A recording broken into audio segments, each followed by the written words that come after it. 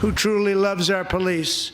His name is DJ Daniel. He is 13 years old and he has always dreamed of becoming a police officer. America के 13 साला secret service agent DJ Daniel ने अपनी family के हमरा white house में सदर Donald Trump से मुलाकात की।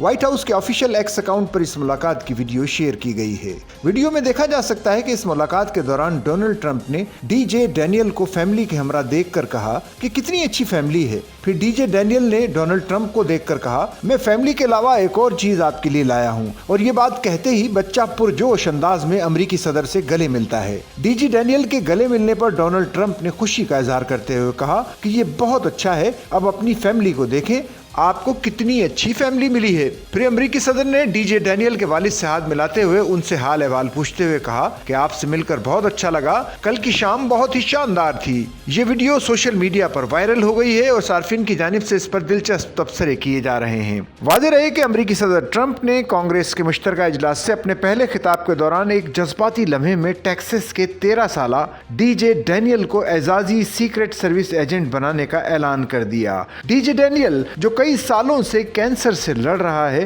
कांग्रेस की गैलरी में मौजूद था जब सदर ट्रंप ने इसकी कहानी कौम के सामने बयान की। ट्रंप ने बताया कि 2018 में डीजे को एक नायाब किस्म के कैंसर की तशखीस हुई थी और डॉक्टर्स ने इसे सिर्फ 5 माह की जिंदगी की पेशगोई की थी। लेकिन तमाम मुश्किलात के बावजूद इस बहादुर बच्चे ने न सिर्फ जिंदगी के लिए जंग लड़ी बल्कि पुलिस ऑफिसर बनने का अपना ख्वाब भी कभी नहीं छोड़ा।